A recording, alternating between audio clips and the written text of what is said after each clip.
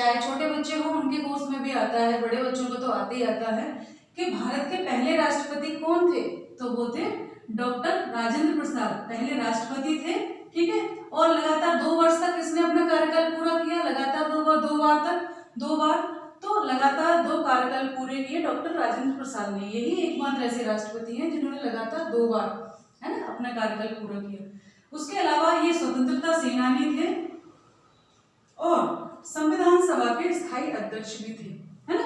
तो इन पर कितने क्वेश्चन बन गए, भारत के पहले राष्ट्रपति, लगातार 2 कार्यकाल पूरे करने वाले राष्ट्रपति और संविधान सभा के अध्यक्ष, है ना। तो ये चीजें आती हैं, तीनों क्वेश्चन आते हैं लगभग, ये 2 तो रिपीट होते हैं, भारत के पहले राष्ट्रपति और संविधान सभा के अध्यक्ष। ये तो इतना कॉमन क्वेश्चन है जो आता ही आता है। ठीक, इसके अलावा अगला हम चलते हैं, हमारे दूसरे जो राष्ट्रपति जी थे वो डॉक्टर सर्वपल्ली राधाकृष्णन थे। इनका कार्यकाल 13 मई 1962 से 13 मई 1967 तक रहा और इनके बारे में हम सभी जानते हैं। सर्वपल्ली राधाकृष्णन जो है 5 सितंबर को शिक्षक दिवस के रूप में इनके जन्म दिवस को मनाया जाता है, क्योंकि ये शिक्षक थे, शिक्षाविद थे, इनका शिक्षा के क्षेत्र में बहुत योगदान रहा। तो इनके बारे में हम देखें तो सबसे पहले क्या है, प्रथम उपराष्ट्रपति भी थे ये, है ना, भारत के प्रथम उपराष्ट्रपति यदि प्रश्न आता है तो वो सर्वपल्ली राधाकृष्णन।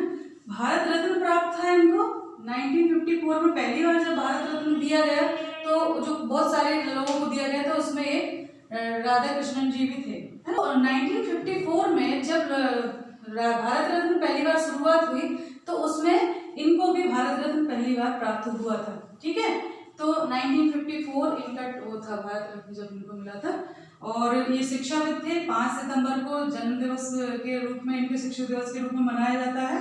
ठीक है, तो ये इनका काफी प्रसिद्ध रहे हैं, बहुत सरल सहज व्यक्तित्व के थे और देश के नौनिहालों के लिए समर्पित थे, उनकी शिक्षा के लिए बहुत समर्पित व्यक्ति थे। ठीक, अगले जो है तीसरे नंबर के हमारे डॉक्टर जाकिर हुसैन हैं। इनका कार्यकाल 13 मई 1967 से 3 मई 1969 तक रहा और ये भी भारत रत्न प्राप्त व्यक्ति थे, इनको भी भारत रत्न प्राप्त हुआ था।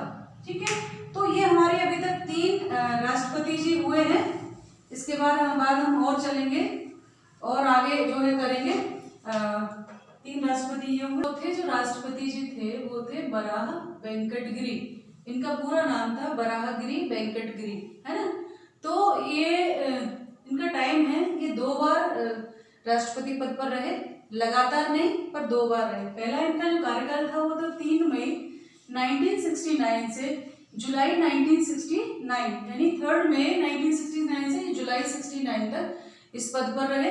उसके बाद ये दोबारा सिलेक्ट हुए, तब 24 अगस्त 1969 से 24 अगस्त 1974 तक राष्ट्रपति पद पर रहे और इन एकमात्र ऐसे राष्ट्रपति हैं जिनके चुनाव में, निर्वाचन में सेकंड राउंड की गणना की गई। जब एक बार में क्लियर वोटिंग नहीं आई तो सेकंड राउंड की गणना की गई थी।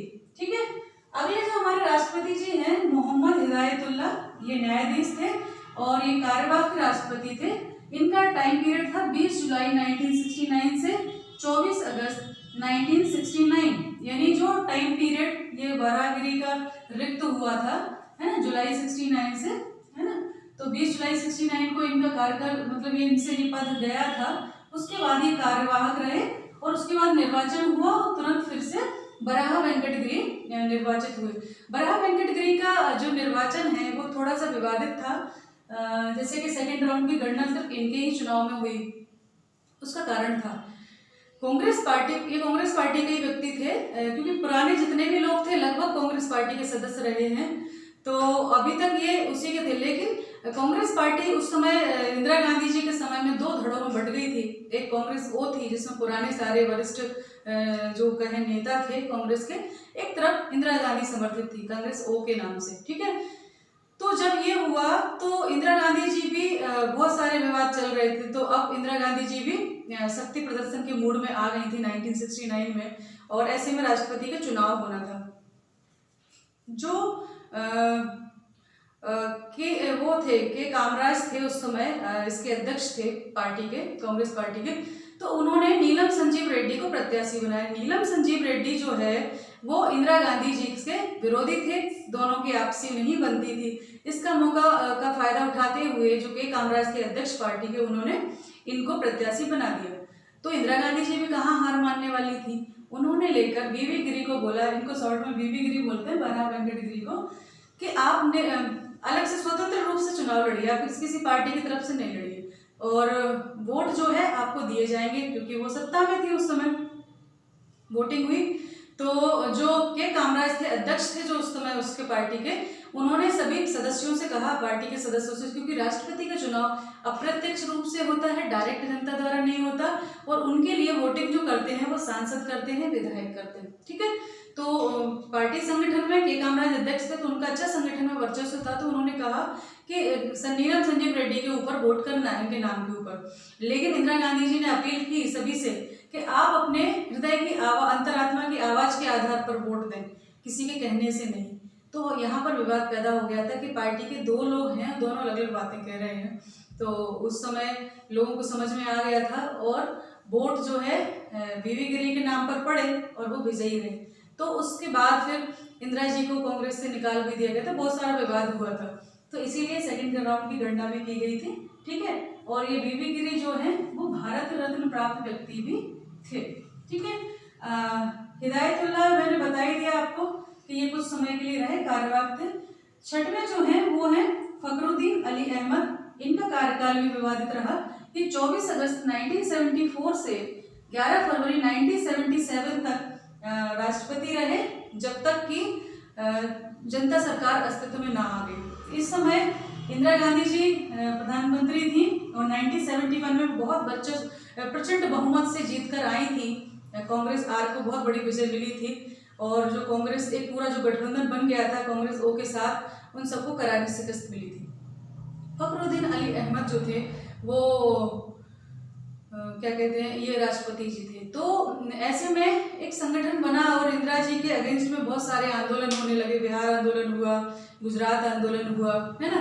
और जेपी जो जयप्रकाश नारायण थे, उन्होंने एक संपूर्ण क्रांति का आह्वान किया कि इंदिरा जी अपना, क्योंकि उसी समय में क्या हुआ था, एक न्याय उसमें इलाहाबाद हाई कोर्ट में एक केस चल रहा था और इंदिरा गांधी जी के निर्वाचन को अवैध घोषित कर दिया था कि इन्होंने अपने निर्वाचन के उसमें क्या किया है, सरकारी मशीनरी का प्रयोग यानी कर्मचारियों का प्रयोग करके ये चुनाव जीती हैं। तो ऐसे में उन्होंने इलाहाबाद हाईकोर्ट ने फैसला दे दिया कि भाई आप 12 जून को फैसला दिया कि इनके चुनाव को अवैध घोषित किया जाता है और आप जो है अपना पद त्याग, जब तक जांच पूरी नहीं हो जाती तब तक आप सांसद तो बनी रहेंगे। फिर सुप्रीम कोर्ट ने ये मामला गया सुप्रीम कोर्ट, तो सुप्रीम कोर्ट ने स्थगन दे दिया, स्टे दे दिया और कहा कि जब तक मामले की जांच पूरी नहीं हो जाती तब तक इंदिरा गांधी जो है सांसद तो रहेंगी, लेकिन वो लोकसभा की कार्रवाई में हिस्सा नहीं ले सकती। तो ये तो प्रधानमंत्री के पद पर जो विराजमान हो और वो संसद में ही हिस्सा ना ले, तो ये तो बहुत बड़ी बात है। इसी आधार पर जयप्रकाश नारायण ने और सारे विपक्षी दल जो थे सबने मिलकर उनसे इस्तीफे की मांग की। तो इंदिरा गांधी ने इस्तीफा जब नहीं दिया और बहुत बड़ा क्रांति होने लगी संपूर्ण, उसमें संसद मार्च निकाला गया, तो उनको लगा कि अब स्थितियां बिगड़ रही हैं। तो उन्होंने फखरुद्दीन अली अहमद को, जो राष्ट्रपति जी थे, इमरजेंसी का प्रस्ताव भेजा और उन्होंने स्वीकार किया और राष्ट्रीय आपातकाल की घोषणा की। ये बहुत विवादित काल था।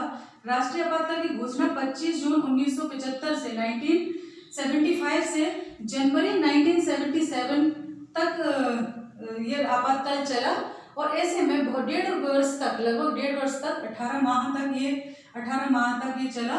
और ये जो इमरजेंसी थी, राष्ट्रीय आपातकाल लागू किया गया था। राज्यों में तो कई बार कर देते हैं संवैधानिक व्यवस्था फेल होने पर, आर्टिकल 356 के तहत, पर राष्ट्रीय आपातकाल 352 कब लगता है, जब कहीं विदेशी आक्रमण की आशंका हो या युद्ध छिड़ गया हो, है ना। लेकिन हमारे संविधान की जो भाषा थी उसमें कुछ गड़बड़ियां थी या थोड़ा कहें कि गुंजाइश मिल गई। यहाँ पर उसमें 2 शब्द थे, बाहरी या आंतरिक गड़बड़ी की आशंका पर।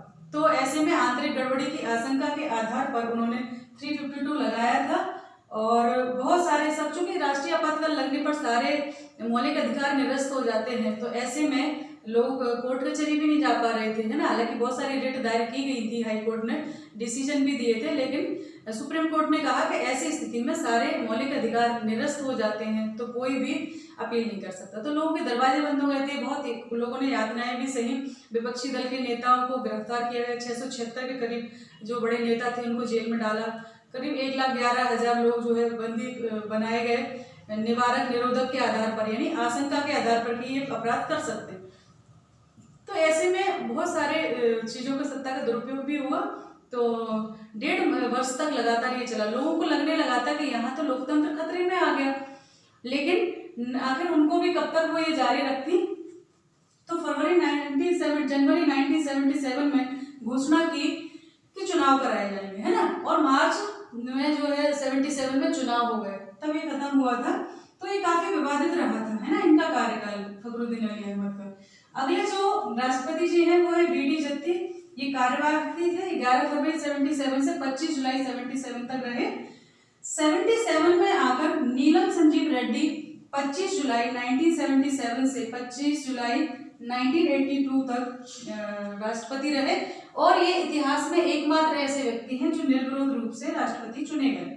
उसका कारण था जनता सरकार आई थी, और इन सभी लोगों को, जो कांग्रेस वो थी पुरानी ओल्ड थी, उन सभी को का जो है जनता सरकार को समर्थन था। ये सब गुट मिलकर इंदिरा हटाओ लोकतंत्र लाओ का नारा लेकर सत्ता में आए थे।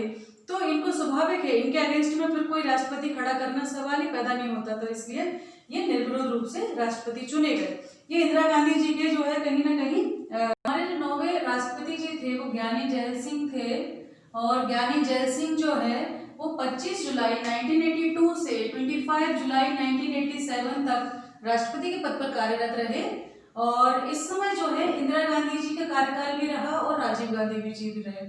1980 में जब कांग्रेस सरकार बहुत प्रचंड बहुमत से आई थी तो इंदिरा गांधी जी थी, लेकिन 1984 में उनकी मृत्यु हो गई। उसके बाद राजीव गांधी जी प्रधानमंत्री बने थे।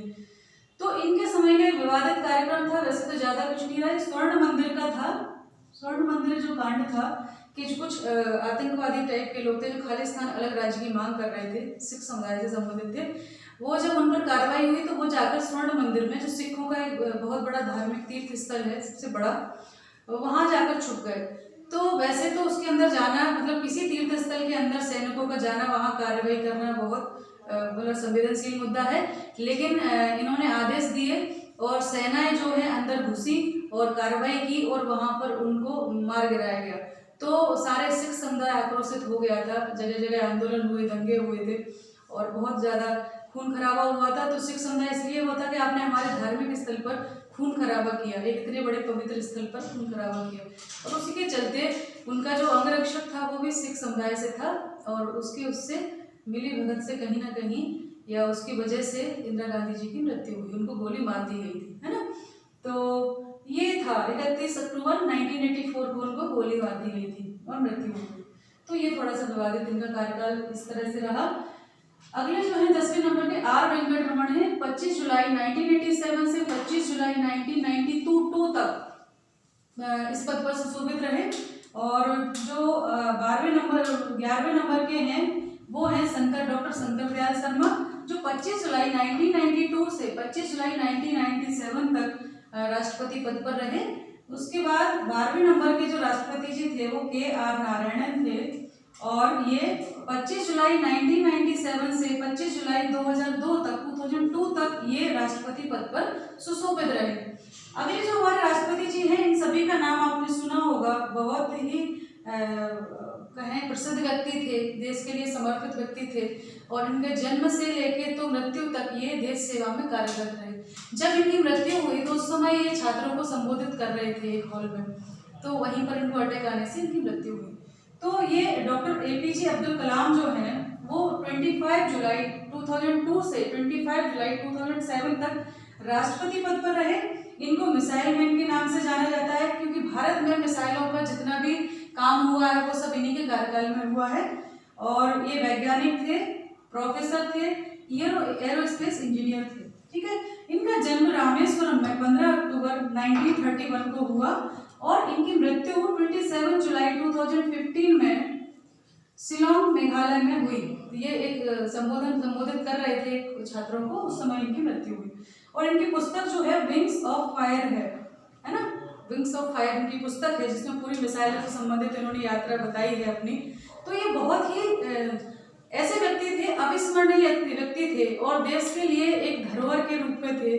और तो आगे हम अगले राष्ट्रपति की तरफ चलते हैं। एपीजे अब्दुल कलाम थे, वो भारत रत्न प्राप्त व्यक्ति भी थे, है ना। हमारे अभी तक आपने देखा होगा कितने लोगों को भारत रत्न प्राप्त है राष्ट्रपति को, तो वो डॉक्टर राजेंद्र प्रसाद, सर्वपल्ली राधाकृष्णन, वी गिरी और ये आपके एपीजे अब्दुल कलाम, है ना, और प्रणब मुखर्जी, इनको राष्ट्रपति पुरस्कार, और जाकिर हुसैन भी, उनको भी राष्ट्रपति पुरस्कार प्रदान किया गया है। ठीक है, तो आइए चलते हैं हमारे 14वीं जो राष्ट्रपति हैं वो हैं माननीय श्रीमती प्रतिभा देवी सिंह पाटिल। इनका कार्यकाल 25 जुलाई 2007 से 25 जुलाई 2012 तक रहा, और इनकी उपलब्धि के बारे में हम चर्चा करें तो ये देश की पहली व एकमात्र महिला राष्ट्रपति हैं। हमारे देश की पहली व एकमात्र महिला प्रधानमंत्री श्रीमती इंदिरा गांधी, और हमारे देश की पहली व एकमात्र राष्ट्रपति जो हैं वो प्रतिभा देवी सिंह पाटिल हैं। ठीक, अगले जो हैं वो हैं श्री प्रणब मुखर्जी। ये 25 जुलाई 2012 से 25 जुलाई 2017 तक इस पद पर सुशोभित रहे। इनको भी भारत रत्न प्राप्त हुआ है अभी, और ये कई मंत्री पदों पर रहे। कांग्रेस के पार्टी के थे, ये बहुत वरिष्ठ नेता थे, और ये कांग्रेस में कई केंद्र में कई बड़े जो महत्वपूर्ण पदों पर रहे। इसके बाद अगले जो है हमारे 16वें वो श्री रामनाथ कोविंद हैं, और ये 25 जुलाई 2017 से वर्तमान तक अभी तक ये राष्ट्रपति पद को सुशोभित कर रहे हैं। तो व्यक्ति के रूप में 16 है, वैसे कार्यकाल के रूप में जो है नंबर बढ़ जाते हैं। तो ये हो गया। ठीक है, अब हम देखते हैं राष्ट्रपति के निर्वाचन के बारे में। तो राष्ट्रपति के निर्वाचन के बारे में संविधान के अध्याय 5 के भाग 1 में लिखा हुआ है। ये अप्रत्यक्ष रूप से होता है, यानी इनडायरेक्ट होता है। इसमें कौन कौन पार्टिसिपेट करता है? राज्यों की विधानसभा के निर्वाचित सदस्य व लोकसभा व राज्यसभा के निर्वाचित सदस्य जो है इनके चुनाव में हिस्सा लेते हैं।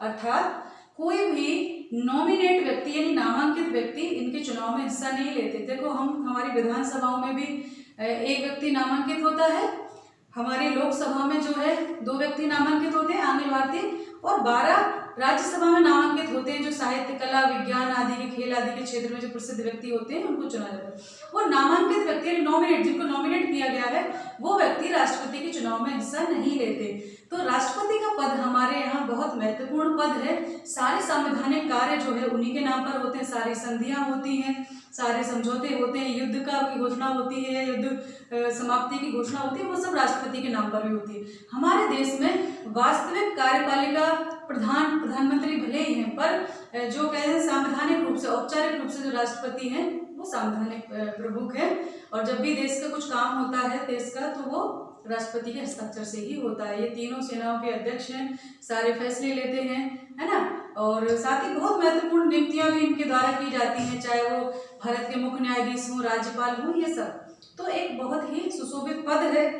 राष्ट्रपति का पद प्राप्त करना अपने आप में गौरवमय और गरिमामय सुखद क्षण है कि कोई व्यक्ति अगर इसको सुशोभित करता है तो बहुत ही सम्माननीय है। तो ये वीडियो आपको कैसा लगा जरूर बताएं, कमेंट करें, जिससे मैं प्रेरित होंगी कि आगे आप बता सकते हैं किस टॉपिक पे आपको वीडियो बनानी है, कौन सा टॉपिक है जिसको मैं आगे डिस्कस करूँ। ये मैं कुछ ऐसे फैक्ट ला रही हूँ, ऐसे टॉपिक ला रही हूँ जो सभी के लिए लाभदायक है, चाहे वो स्कूल गोइंग हो, कॉलेज गोइंग हो, या कॉम्पिटिटिव एग्जाम्स की तैयारी कर रहे हो, या हमारे शिक्षक बंधु हों, सभी के लिए, आम जन के लिए भी ये जानना बहुत जरूरी है। आप भारत के नागरिक हैं तो आपको ये ज्ञान होना आवश्यक है। तो ध्यान रखिए, पढ़ाई करते रहिए, मैं आपके साथ हूँ। नमस्ते सभी को, धन्यवाद।